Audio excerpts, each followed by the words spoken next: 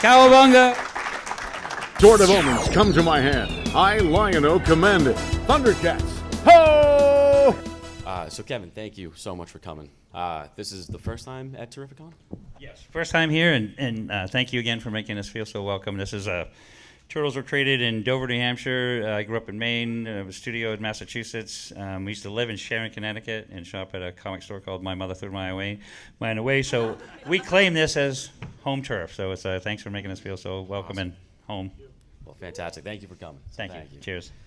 I have a handful of questions for you, so I'm just going to dive into it. I feel like we should start with The Last Ronin, because you and Peter came up with the story back in the 80s, if I'm not correct. If I'm correct.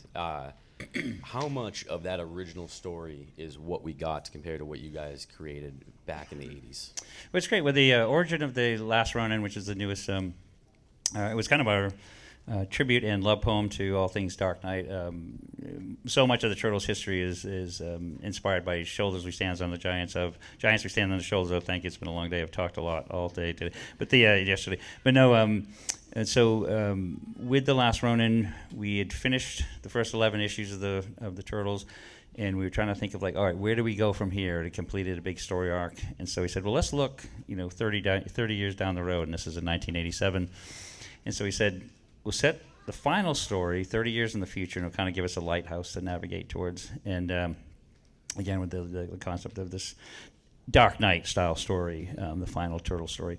And then 1987 was also the first year we started working on the cartoons, and then the toys, and then the movies. So suddenly it was 1 year, 2 years, 3 years, 5 years, 20 years. We never got a chance to tell that story. Fast forward to, I started working on the IDW Turtle series in 2010. And as Tom Waltz and I, a great team of people in IDW, especially Tom, we were getting close to issue 100, and we were both talking about, well, where do we go from here? And I said, well, I want to revisit this idea that Peter and I had, and this is 2018, which is funny because it was set 30 years in the future, so it would have been 2017, and here we are 2018 talking crazy about it. And I took about 35% of what Pete and I originally did, and then expanded for there, because we were going to do it as a 48-page one-shot. Okay. And so we expanded it into a 200-page 5-issue series. And so a lot was added to it, a lot of history, but it was mostly the story leaned heavily towards all things Mirage Studios. It was very much like the original Turtles. So it was edgier, darker, things like that. But that was it. What an amazing adventure! I worked on a lot of Turtle stories over the years, and that was probably one of the toughest ones to get right. When you're killing all your children, so to speak, it was pretty tough. You did it fabulously, so it worked out great. Thank you. Yeah. Thanks. It was. I feel like I have to ask: is there another one coming? There is actually. Yeah, we did. It's funny because once Tom and I started working on the series, as we sort of did more research, and I sort of paced out what I wanted the stories to do, and I designed all the characters look like, the different sets, and all that, and I started falling in love with the Ronin-verse, and so even before we started on issue 1, we done quite a bit of development, and I said, let's leave the door open just a crack at the end, and so we decided we'd add after the epilogue. It was April and Casey Marie Jones and 4 turtles in a terrarium, and just sort of said, let's see if we're lucky enough, if this sells well enough, maybe we'll get a chance to stay in the Ronin-verse, because we really had fallen in love with it. You guys supported the thing in such a way that we were able to do the Lost Years, which is sort of a segment within the original the Last Ronin series, while we're developing part 2 is the introduction of the 4 new turtles. Yes. I look at it like what we're working on now is part 3, which is I feel like Last Ronin is maybe the equivalent of either Fellowship of the Ring and New Hope, and then Empire. Yeah, and then Empire, 2 Towers, and then at the end is Jedi and Return of the King. So there is one final story in the trilogy to expand. Fantastic! I can't wait to read it. So fantastic! Thank you. That's great. Thank you. Cheers. You kind of talked about Mirage Studios when you guys started out, how everything was a little bit darker tone and everything. Yep. You started in an apartment, if I'm not mistaken. Yep. When you guys started, after the Turtles kind of started to catch on a little bit, and you guys had many other titles, how was it? Were you guys just like, anything you guys enjoyed, you're like, oh, let's put it out. Let's go from there. Who's got an idea, you know? Well, that was, it was a really exciting time for us because we were lucky that when we did the first issue, we never thought we borrowed $1,200 from my Uncle Quentin to help us fund the first issue, and we printed 3,000 copies, and we never thought we'd sell enough to actually pay him back. And this crazy thing happened as you guys started buying it, and thank you very much. Worked out pretty well. Worked out pretty well. So the first issue came out, and then at that time I was cooking lobsters on the coast in Maine, so I went back to my summer job, Memorial Day to Labor Day. Once that ended, Pete and I kept in touch, of course. He was right down in New Hampshire, and he said, people keep writing and want us to do a second issue, and we're like, really? That's what we awesome. So we get to work on issue 2, and then when that came out, the sales were enough that we were able to, both Pete and I could quit all of the other side jobs that we were doing to pay rent and eat and stuff like that as buy art supplies. So since 1985, when issue 2 came out, I've been working on nothing but Ninja Turtles. So it's 41 years. But we were able to publish through what they call the independent publishing, and it was supported by local comic stores. And we were going out to conventions and meeting guys like Mike Dooney, who's over in Artist Alley, or Jim Lawson, you probably met at different shows. Lawson, and they had their own ideas and their own creations, so we decided that we'd use the success and attention that we were getting with Turtles to self-publish, help self-publishers like them under Mirage Studios brand. So we published a lot of stuff for a while with that kind of, the black and white comic market sort of died a couple years later. So I mean, they're all super fun stories. Yeah, I love them all. It's great. Cheers. Thanks.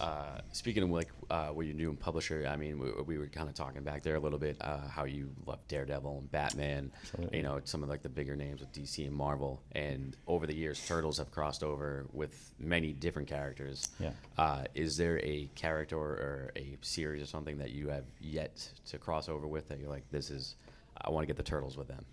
Yeah, you know, that's what we feel even more blessed that the Turtles and the characters that they become do sort of blend into a lot of different crossovers that we wouldn't even think. But we were super excited, for example, doing Turtles Ghostbusters, which was a huge Ghostbusters fan, and that was really fun. We've done Turtles Stranger Things, which I thought was the strangest crossover, but that actually turned out really It good. worked really well. I was that was really fun. Naruto is the most recent one, but one of the ones I wanted to pitch one of the ones I pitched to DC Comics. Was Jack Kirby created a character called Commandy, which is kind of based in a Planet of the Apes style universe where animals ruled and humans were the kind of slave. And so I pitched them a Turtles Commandy crossover because it's natural for the Mutant Turtles. And they were like, well, nobody knows who Commandy is. Why don't you do a Batman Turtles? And we were like, didn't know that was on the table. Yeah, you get the big one right there. Exactly. Yeah. And so luckily for us and all of us really is that James Tynion, who's like one of my favorite writers, wrote the first series, and one of my favorite artists, Freddie Williams, was a series artist, and that worked so well. You guys supported that in a way that we got to do series 2 and then series 3. But I still would like to do a Turtles Commandy crossover, but I'd really, really love to do Turtles Daredevil. I mean, it makes sense. We stole most of the Turtles origin from Daredevil anyway. Fits right in. It's like, and they didn't sue us, so it was like, worked out great. They should have, yeah. Yeah, right. Worked out great. Yeah, I always thought it'd be good. The X-Men. I mean, mutants. Oh, that'd be fun. Yeah. So I always thought that would fit. Then we were kind of talking earlier too about you being a little bit of an artist collector yourself as well. Yep. So when you are going through, I know you do a lot of covers now for the Turtles. I know you do a handful of Marvel and DC. Yep. A little bit. Do you just kind of like just sit down and quick little like stick figures and then evolve from there, or do you kind of go in one shot? Or it's great. It's been fun to whether it's working on my my own covers for some of the Turtle series, as I've just finished. Actually, just before I came here, I finished cover 163 in a row. So I've done 163 covers in a row just on the ongoing series, which has been so much fun. And so a lot of times I'll do. Depending on if it's something I'm writing or if it's something one of the awesome writers that they bring in to do the series, read the story and sort of see what comes to mind. And I use these, those larger style Post-it notes, which is almost exactly proportional. It's like 4 by 6. It's almost completely proportional to a cover size. Oh, that's perfect. So I just do like Sharpie, just bang out a couple different ideas, and then from that I'll do more full size, like 8.5 by 11, and then from that I'll do one large one once I've gotten it to where I want. That's it to awesome. be. And then for Marvel, they still want approval on it and all that stuff, which is great. So Yeah, I makes sense. send them Yeah. the sketches and. Couple different design options when you kind of go through it. Yeah, they Nice. send notes back like, "Don't quit your day job." Keep no, I love doing the Marvel covers. That's a big fan moment for me to do that kind of That's stuff. awesome. Is there a Marvel cover or something you haven't done yet that you're like, let me on there? Yeah, it's one of my favorites out of the Marvel covers was I got to do a couple Wolverine covers, which are always fun. I got to do a Deadpool cover, which would actually be a good crossover too. That would be a great crossover. But Spider-Man, I get to do Spider-Man with all of them, Gwen and Miles and Peter. But on the bucket list is Captain America. Haven't had a chance to do one of those, and Iron Man would be tippity top. I just finished a Doctor Doom. I signed a bunch of you guys. Just came out the other week. Yeah, Doom was really, really, really fun. So that's awesome. But yeah, nice. Speaking of like characters, kind of going through, maybe outside of the original kind of Mirage run that you guys created and stuff, there's been many different iterations of Turtles between the comics, video games, movies, TV. Is there a character that has been added later on throughout these stories that you're like, wow, I wish I kind of thought of that and put that in there? I just take credit for it anyway. Oh, there you go. Perfect. There you go. Then you're good. Yeah. Yes. I did that. No, there's so many. And that's one of the things I love about the different versions of the Turtles we've been able to do through, not only the comic books, but some of the movies like Mutant Mayhem came out recently. And I just loved their adaptation of Bebop and Rocksteady and Mondo Gecko and all that. Like Post Malone doing, Rayfully. Yeah. John Cena's Rocksteady killed me. So. I know. I love your vibe. So I love the reimagining of some of those characters. And Tom and I got to do a bunch of that through the first 100 issues that we did. Was Bebop and Rocksteady. We gave him a sledgehammer and a chainsaw and some of that. But Tom created a character called Old Hob. That's one that always pops in my head. Him and Tiger Claw from the 2012 series always pops in my head. Tiger Claw is awesome from that series. But yeah, Old Hob was great because it was kind of like he's got the eye patch, and I thought that was a genius thing to bring to bear. That was a great creation. Yeah, I got to kind of weave him into the origin too, which was awesome. Yeah. Then my favorite out of the animated series was Ice Cream Kitty, which I got to do the voice. Yeah. I did the voice of Ice Cream Kitty. So So next time you're watching the 2012 series, that's him in the freezer. Oh, that's fantastic. I still got it. I know you've done Ice Cream Kitty, I believe, in the original movie, which 35 years is incredible. It's awesome. I believe, was it you and Peter were both garbage men? Peter chickened out at the last minute. I was like, come on, dude. We were on the set in Wilmington, North Carolina, and Steve Barron, the director, said, you want to do a cameo? And I'm like, yeah. And so it was great. And so Pete was like, no, he didn't want to do it. He's a little bit more shy. And so it was great because the scene was towards the end where they're approaching the final showdown with the Shredder, and they're setting up the garbage truck for Shredder to get squished in. Spoiler alert, sorry. But the Casey straight murders him. So so they had this scene where it was like this garbage man sort of like, well, there's two turtles joking, and then behind them is Leo fighting like 15-foot guys, and then sort of half a block down the street, this garbage man walks out carrying 2 bags of trash, and the trash truck pulls out, and he looks down the alley, see what's going, does one of those, drops the garbage bag and runs back down the alley.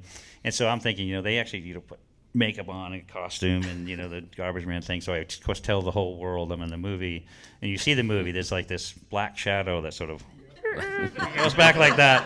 So I was like, gotta circle it on the screen, show him right there. That's me. And I was also a stormtrooper in Star Wars. Really? No, not.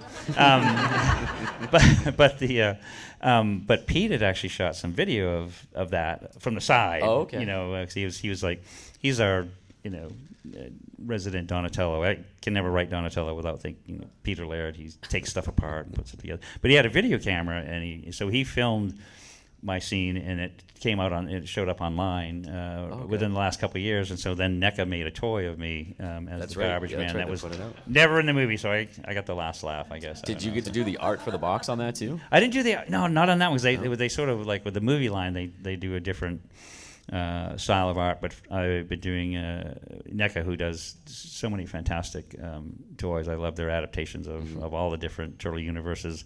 But I've been doing. They started doing a line of the Turtles comic book, Mirage Studio stuff. So I've been doing all the package art for that, which is a blast. That's awesome. Yeah, I mean, it's all at your booth and everything too, so it's great. They kill it. They knock it out of the park every time.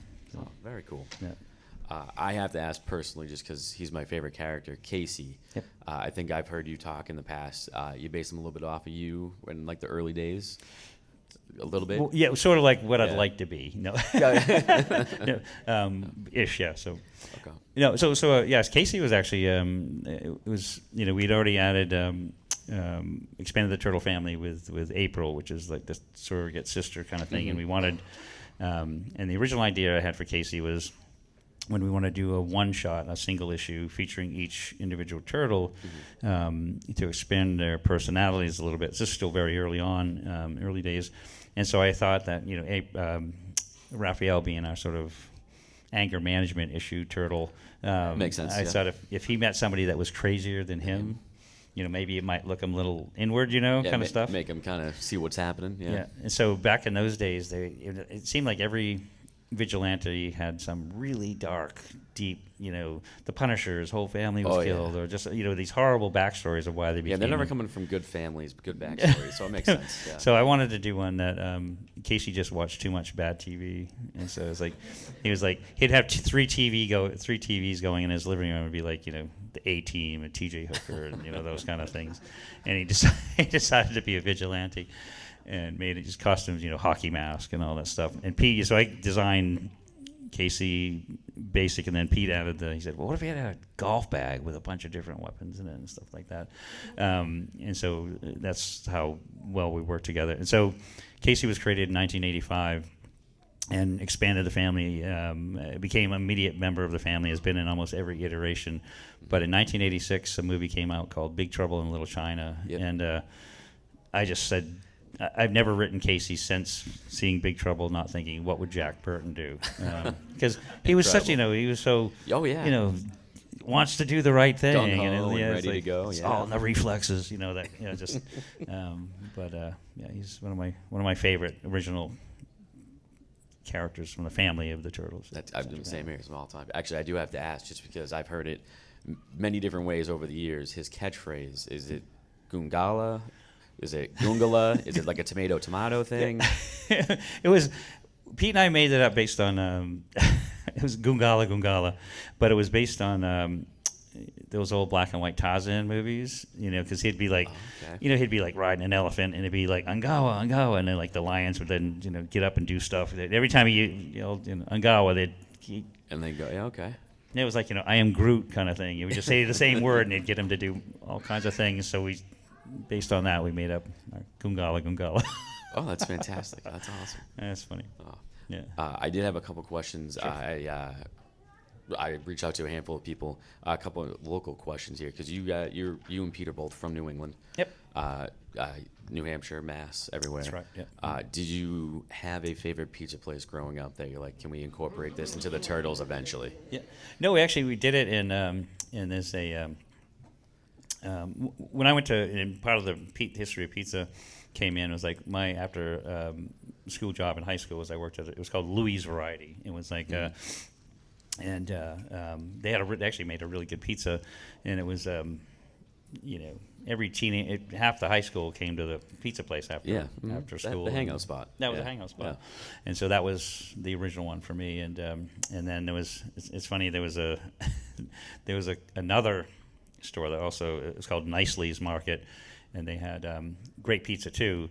It was not too far. So, and they had, their logo was this giant cow sculpture on the top of the building. So if you look at a series we did called The Unmentionables, I combined the two. So I put the cow on the top of Louis Variety, and that was the sort of the basis of that whole story. Oh, that's awesome. That was my favorite pizza place. Okay. Was the one I worked at. Good. You got to. Do you have a go-to topping as a follow-up? I have not met a pizza I don't like. But have you ever tried any of the crazy toppings like the turtle? Like I did an Oreo and French fry pizza one time. That's really bless you. No, that's funny. No, there was a bunch of years ago, a company put out a Turtles pizza cookbook that actually had some some good recipes. I think that's where I got the French fry Oreo one. Yeah. Yeah, they have like, pepperoni with sliced pickles and stuff. But no, my wife's dad loves his pizza as well, and his favorite is, it was Hawaiian pizza, but he put jalapenos on it. Oh, so it'd be like, to it. Okay. ham, pineapple, and jalapeno, so it's salty, sweet, and spicy. Okay, and, nice little combo. Yeah. I mean, sometimes you don't think they work, and then it works. French fry Oreo wasn't horrible either. But I know all of you guys came here. You guys in here to come hear me talk. If you guys do have a question, by all means, please, if you want to come up to the microphone here. Yeah, don't be shy. Look Ask at that. away. First question. Here you go, buddy. Go for it. Yes. Like Pee-wee's Playhouse. Yell real loud. Do you have a favorite character you ever created? Man, that's it's such a great question because we've had so much fun through the creation process and the evolution. But early on in the Turtles, like if you look at the first bunch of issues we did, there weren't a lot of other mutants in the stories. But in 1985, we worked on and helped create all the mutant characters for the Turtles role-playing game. Oh, yeah. So if you look at the role-playing game, that's the first time we created like mutant warthog, a mutant rhinoceros. There was all kinds of characters to in the role-playing game process to the Turtles to battle, and so that was really fun. We expanded the whole universe very early on, came up with all these different mutants, and a lot of the mutants that we created, have gone on to cartoon shows. Somewhere else down the line. Yeah. So that was really fun to expand the business. So I like them all.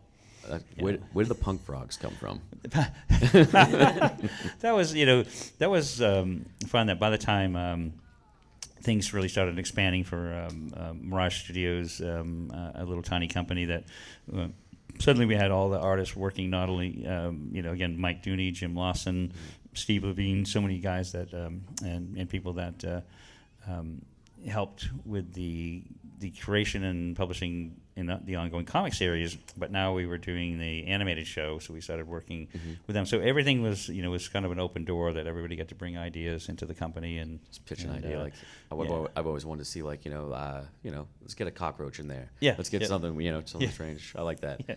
That's awesome. Yeah, so it was really some fun time. You think guys characters like Ace Duck was like one of my favorites, or Mutagen Man. It's like, yeah, right. Just a bunch of random stuff in a vial. Yeah.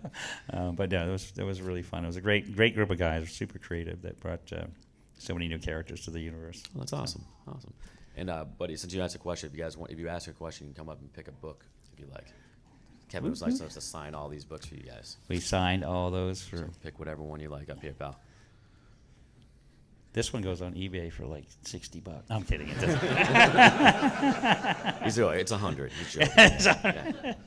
Yeah. But we'll sell it to you for only 20. Awesome. You got a question too? Did you have a more dark version of Krang in your original Mirage run, or was he created for extra interest in the TV show? No, that's a great question. Thank you. It was Krang was actually created. Pete and I watched a movie, 2 movies actually. One was Critters. I think this little blobby guy, Critter guys. Got the little cameo in the movie too. Got a cameo, got a cameo in the movie. But then there was we always loved this movie called Strange Brew with Bob and Doug McKenzie, and they did this little movie called Strange Brew. But in it, they said a mini movie within the movie. And they talk about these fleshy-headed mutants. Okay. And so we were like, that's a great idea. So we ate these little blobby guys called the Utroms, and they crash landed on Earth, and then they built these exoskeletons. So they lived in the stomach area of these things, and we loved them, and we wanted to have more of a solid story behind the creation of the ooze. So we made it of alien nature. So that was. Makes so sense. Adds into it. Yeah, adds into it. So there was in the Utroms, and we brought them back in the IDW series. Was lots of them, but when we did the cartoon series, we took the original Utroms and turned it into Krang. So he was the leader of Dimension X, and it was one of those. Just a place to pull out the characters from. Put them into one, give them a nice crackly voice. Yeah, that guy Pat Fahey did that voice. It was just for Krang. It was like it was fantastic. Yeah. Awesome. Thank you, buddy. If you want, you can come up. Take your T-shirts up here. Help yourself, pal. question? Yeah. So, is it okay if I ask two if one is really short? Sure. First of all, I got to ask, whose bright idea was it to name Raphael as the leader of the group in the rap at the end of the first movie? Because I want to smack him. Well, it sometimes, especially in the early days, sometimes we were very lucky, say, with the first movie, is that we had Steve Barron and writer Todd Langdon and Jim Henson and stuff, and so they kept really close to the original story and pulled a lot of things from black and white comics and the animated thing. But Hollywood, fortunately, has started to get things right, say with the Marvel Cinematic Universe and stuff. But most of the time, especially in the early years of Pete and I doing stuff, is like Hollywood was like, we're Hollywood, we know better than you guys. You're just a couple goofballs comic book makers, and so they would. What do you know? You're the one who created the characters. Who knows? That's why a lot of those early superhero movies were terrible. Makes sense. And so when they would do stuff like that, would say you can't do that, and because we had a certain level of say and control over the likeness, and even like the screenplays, the movie had to conform to 85% of the screenplay, and that gave them just enough wiggle room. So if they wanted to change something, they did. So, Gotcha. But I've got their home address, so I can give it to you if you want to go pay my visit. And the other thing I just want to ask is, there have been a lot of iterations, animated movies, whatever, over the years. And I wanted to know if we will ever get a super ultra true to the original black and white comics cartoon or movie, and we won't talk about the horrifying Shrek frog crossover baby movie. It's right now because with Viacom, who I sold my interest in the Turtles in the late 2009, 2008, and then Pete sold to Viacom, and then Pete retired, and then they bring me in to consultant work on all these different ideas. I worked on the cartoon series, I worked on the animated show, some of the movies, and so when we talk about ideas like this, originally there was a lot of conversation about a Turtles doing a Last Ronin movie, and originally Paramount was like, we're not going to do that because we don't want to compete with Seth Rogen's animated movies. But then they realized, because Hollywood, even though they think they know everything, they don't. Slow to when they see like movies like R-rated movies that become successful, and they say, well, we think there's room now for both worlds. They can do both of it. They can do both. But there has been a lot of talk about doing that, but that's unfortunately just a lot of talk. So fingers crossed, one day maybe. So the Turtles are 41 years old this year, so. Maybe for the next 45, yes. maybe even 50. Nice exactly. Anniversary, get the movie. Perfect. Thank you for your question. Thank you. Feel free to come up and grab a book or a T-shirt here. You, sir? Hi. First of all, thank you very much for the formative childhood memories. So I was 9 when I first watched the miniseries in a department store on a video cassette that they were showing, and I have awesome. I have a 10-year-old who's been getting into this stuff, and I only last year blew his mind by telling him about the Daredevil TMNT connection. And so I know you've already just discussed it before, but is there anything that the fans can do, like get the fan base riled up to like make it happen? Like what's the roadblock that we can do? We can take care of. Is it workload? Is it bureaucracy? Is it? Well, it's wonderful. And if you don't know, a lot of you might, but the thing was, I was a huge Daredevil fan growing up, and when Peter and I are coming up with the origin of the Turtles, we're trying to think of, because it's always like, gamma rays or some radioactive spider, yes, whatever that caused them to mutate to become these characters. Something off the periodic tables doing it. Yeah, exactly. And so, it was always curious to me that when the truck that was driving through New York City carrying radioactive waste, which I guess happens a lot anyway, but the it's normal thing in New York. When young Matt Murdock jumps out to save the blind man crossing the street, truck locks up his brakes, the canister comes out, hits him near the eyes, which then sends him to become, it sends him down his path, blinds him, and he becomes Daredevil through these powers.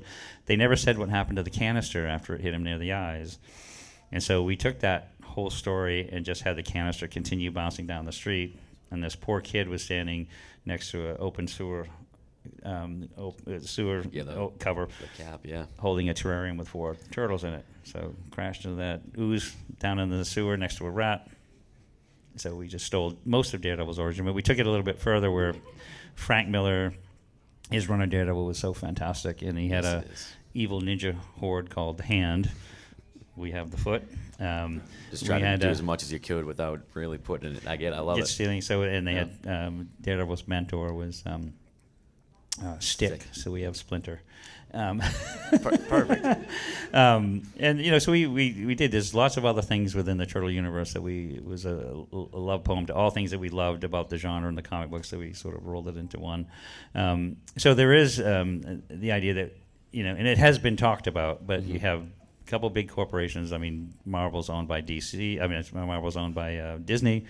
Turtles are owned by Paramount, and so each of them will look at that kind of request with, how does this affect our jobs, which is the most important to them, the bottom line and stuff. So it's industry malarkey. So fingers and toes crossed. So that'll happen. That they'll sort of come to the table, and we can make that happen. I'm still waiting for the next season of Daredevil, where you just see a little canister on the background or something. That'd be awesome. Can't wait. Can't wait. Yeah. Thank you, sir. Thank you for question. Okay. Next. Hello. My name is Otto. I'm another one of the 3 Men in the Basement mystery. It's great to meet you. Thank you. But I have to tell you, I have to apologize to you. Uh-oh. I am saying I am sorry because 13-year-old Otto used to go to a local LCS right outside of Hartford. It was called The Bookie. I don't know if you remember that name. Yep. They had some of your first print books. 13-year-old Otto was reading Marvel, DC. I looked at this and I said, oh my God, black and white, turtles that are ninjas? Yeah. I am sorry for not believing in your vision, my friend. Well, I am sorry. I'm sorry that had I picked up 4 of them, 5 of them, I could have paid for my kids' college.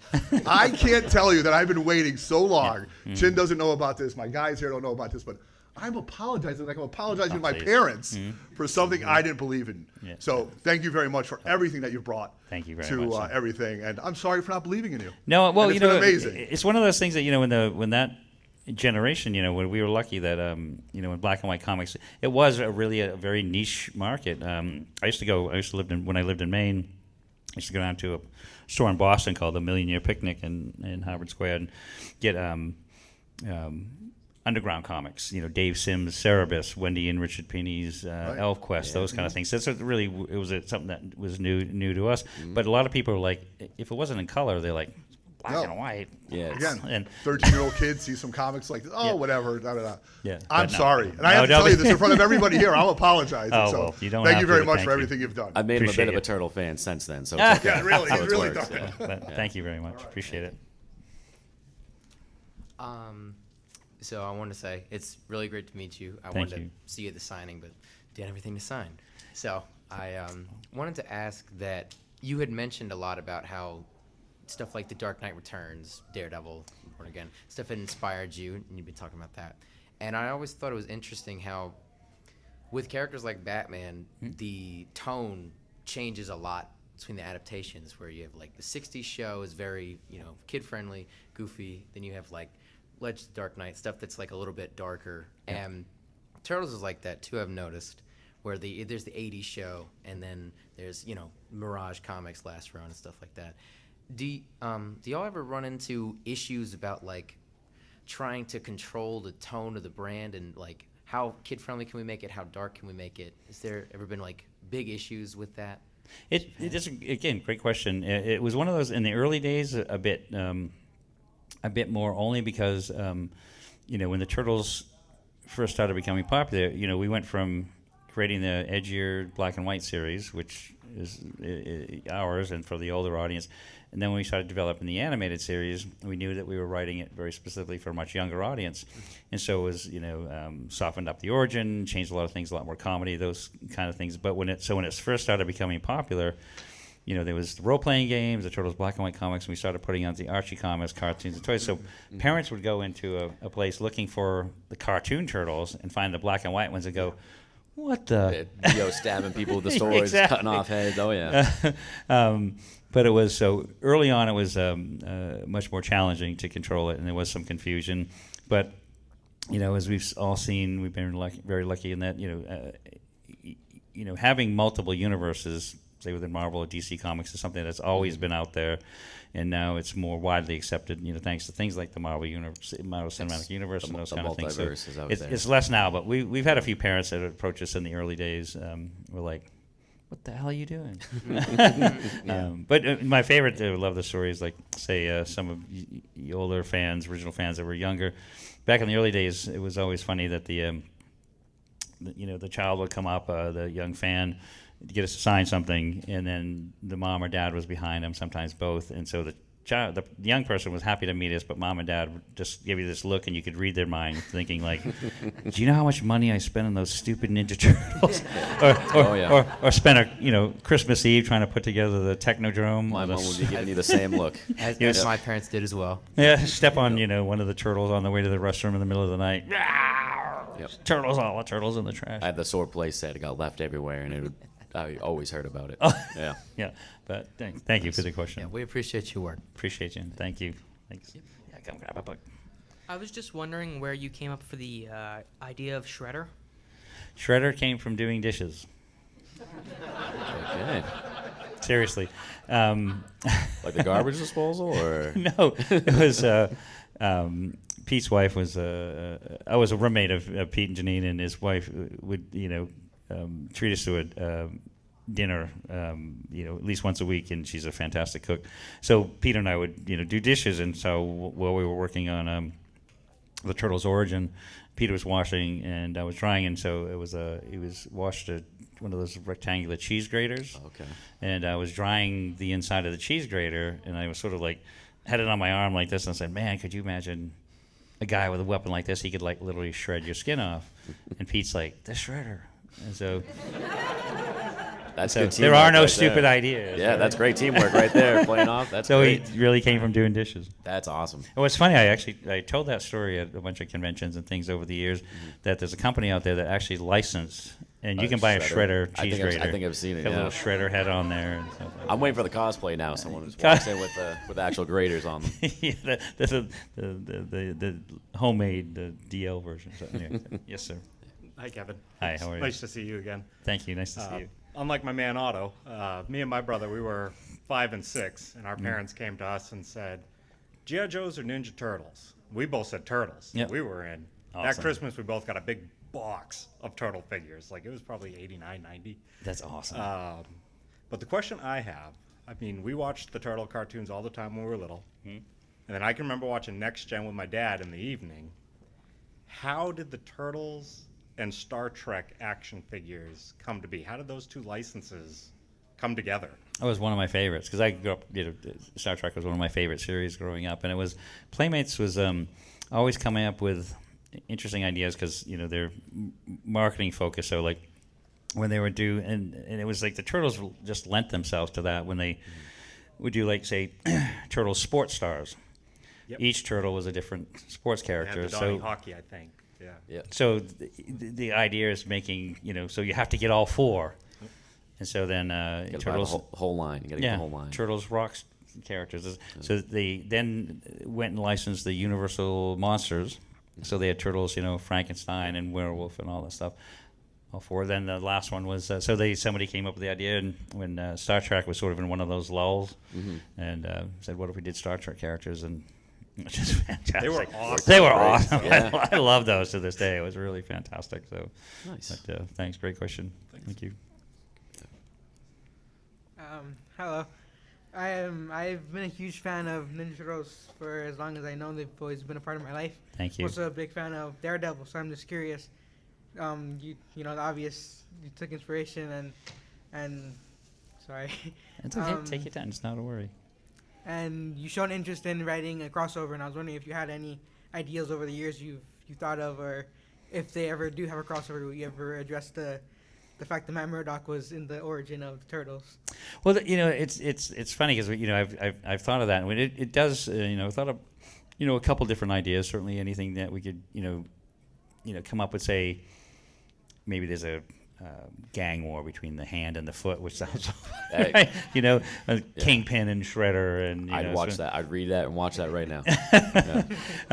But it was always the thing that we felt when we got to have that conversation with Marvel, and just say, well, we kind of stole a lot of the Turtles' origin from Daredevil, they're either gonna be like, yay, or just decide. So that might be one of the stumbling blocks. But no, there's always been I've always had a bunch of different ideas, and to me, it's all about the the martial arts aspect, and that was even with Last Ronin and some of the stuff I've done, it's always finding a good story plot that gives you opportunity to create, say, a big battle scene or a big fight scene, because that's the epicness of that. So it's right now with I think IDW is like, don't even think about anything else but Last Ronin 3. So once I get through Last Ronin 3, it'd be great to play with some more Daredevil ideas, Turtle ideas. So thank you. Awesome. Hello, are there any scrap turtles, like any what? Any scrap turtles like that you got rid of or anything? No, well, not really, because we when we had early on, we created a mutant snapping turtle named Slash, and so and Slash was sort of like the mysterious sort of.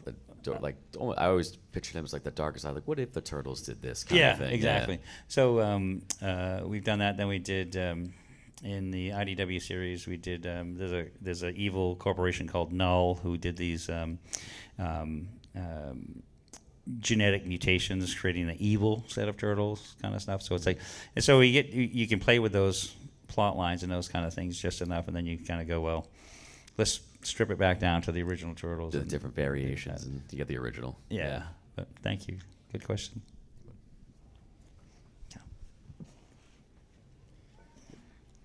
Hey, Kevin, how's it going? Good, thanks. How are you? Good. I'm Brian. I grew up in Western Mass, so I grew up in Greenfield, been to Northampton a bunch of times, so the old neighborhood. So I grew up in the 90s watching the animated series all the time. I was just curious, do you have a favorite episode of the original animated series? Man, there's so many, because I liked when they, it was like the hot rodding teenagers from outer space, like the neutrinos. That was really fun. When they would introduce characters like Leatherhead or Casey's first appearance, Rat King. Some of the when things Casey goes in for a job interview, still wearing the mask. Gets me every time. Every time it gets me. Man, it was so. It was always a fun and challenge to come up with different stories, because a lot of times they would try to come up with like, Krang wants to do this, and Shredder's an idiot, and the Bebop and Rocksteady messing it up, and so we kept trying to push and expand the storylines. But no, I'd say some of because to us it was the first 5 episodes were really so fresh in how everything was introduced. So if I had to pick a favorite, I'd pick those first 5 episodes. And do you guys know that Chuck Lorre wrote the theme song for Turtles? Did you know that? Big Bang Theory. 2.5 minutes. Yeah, when he was starting out in Hollywood, he would write jingles for commercials and things, and so he actually wrote the Turtles theme song. I just want to say quickly, my favorite episode, because there was just so much crammed into one episode, was Invasion of the Turtle Snatchers, because that one had Shredder, Krang, Bebop and Rocksteady, aliens, and like an awesome fight at the end. It was just everything all in one. Yeah, it was that like was the perfect episode. Yeah, that was a really good one. Good, good. Thank you. Thank you very much. All right, we have time for just a couple more questions, guys. So do you have like a least favorite out of the 4 main turtles, and if you do, why? Do I have a least favorite turtle? Who's the least favorite child here, I guess? Oh man, I think Leotello or Ralphinato. Never liked those guys. Mateus. Matisse. No. No. What's so great about it? And the Turtles were. It's funny that it's great to see a movie like the Fantastic Four come out, and it was as popular as it is, and it was because both Pete and I were big fans of Jack Kirby's run on the Fantastic Four. So if you look at kind of how we model the Turtles, there are very similarities. You have the Reed Richards Donatello. You have the Thing. Raphael or Johnny. So it was sort of Mikey Human Torch kind of thing. Yeah, Human Torch. So it was always like we liked the concept that like a adoptive family or family, they didn't always get along. They'd bicker, they'd argue and stuff, but they were always stronger when they came together as a team. And so that was really fun to explore their differences as well as their uniqueness and expand their personalities throughout the series. And I would always gravitate towards Raphael stories, especially with Casey Jones, because they're like, they go to peanut butter and jelly. Yeah, it's great. They're two goofball cousins, that when they're not fighting bad guys, they beat each other up. Kind of stuff. That's perfect. But it was great to tell individual stories with them. So no, it's I love them all equally, like a proper co-parent. Thanks. Anybody, come up and grab one if you want. Why did you get rid of Venus? Good question. It was actually when I did that series, everybody hated it. No, it's funny that it's an interesting story, and I try to keep it short, is at one time we were working with New Line Cinema, who did the first 3 Turtle movies, and we were developing a 4th Turtle movie, and we came up with a 5th Turtle that kind of based on the Slash or that kind of thing that was in the terrarium, and he went further downstream and was raised and was kind of angry and is a bigger mutant, and his name was Kirby, based after Jack Kirby. And so that movie never went forward. And so when we started working with Saban on the next mutation, they wanted to explore that idea. So it was a male turtle named Kirby up until almost the last minute, where Margaret Lesh, who was the head of Fox Kids, said, "I'd love to see a girl turtle." And I was like, that sounds great. I love, Sarah Connor and Lieutenant Ripley, strong female characters. And so I said, yeah, that sounds great. And Pete said, no, it doesn't. And I'm like, so Pete sort of, at that time, he was needed a bit of break. So he stepped aside, and I worked on that series and developed it. And I really liked Venus as a character, but fans did not. And so when that series went away, she went away. And it's funny because when Tom and I started working on the IDW comic series, one of the things that we wanted to bring back was a strong, many strong female characters as possible. We wanted to create a girl turtle. Yeah. Jenica. So when we created Jenica in Turtles issue 51, it took us to issue 95 to transition to bringing Jenica to light as a female turtle. So we got our female turtle. It worked. Eventually got it, and it worked great. It's a great story part. I was sad Venus didn't work the first time around, but. Anybody you brought Venus back to in Venus eventually made their way into the IDW run. Yeah, it did with the awesome Sophie Campbell who came up with that storyline. It's great. Yeah. Yep. Thank you. Well, we had 2 very quick questions. 2 quick questions, and they're going to throw us out of here. Yeah. So my question was, you mentioned you loved all the turtles equally. And that was a very good answer. But I was wondering, you said Pete reminded you more of like Donatello. Is there a turtle you identify with? It's sort of like I'm very passionate, so Pete and I would talk about storylines. Sometimes I'd be like, rah! So more like Ralph, but it's also better known for saying inappropriate things at all the right and wrong times, more like Michelangelo. So cracking jokes when I probably shouldn't and stuff. So I'd sort of lean towards sort of a blend of those two. A little combo. That's a good combo. Yeah. Yeah. Thank you very much. Yeah. You got the last one. Yeah. The last treat. So sorry, no treat for you. But I was just wondering about what it was like to collaborate with Usagi Yojimbo, because you didn't really mention that one earlier. No, thanks. No, Stan Sakai is, besides one of the nicest and coolest guys in comics, he started out, the Turtles came out in May of '84. Usagi's first appearance was in November of '84. So we were created in the same year, and that was sort of the evolution of a lot of animal based comics. I think at the height of people copying Turtles, there was 21 adjective, noun.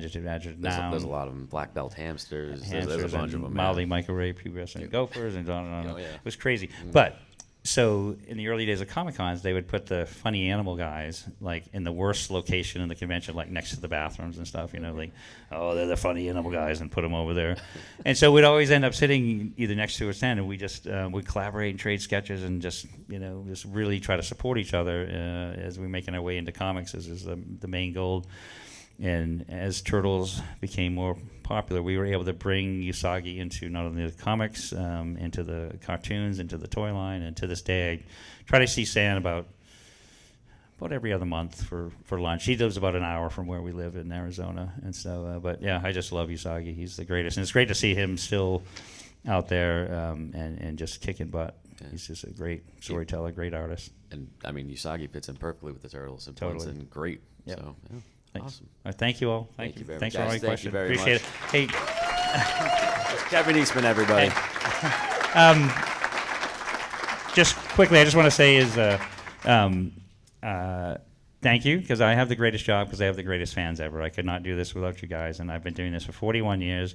So I was drawing Turtles before I came here this weekend. I'll be going home on Monday, and I'll be back drawing Turtles. And I couldn't do it without you guys, so it means the world to me. You come and stand in those long lines, and I appreciate it. And you guys rule. So thank you. Cheers. Thank you. Okay. Can we stand up for a picture? Excelsior!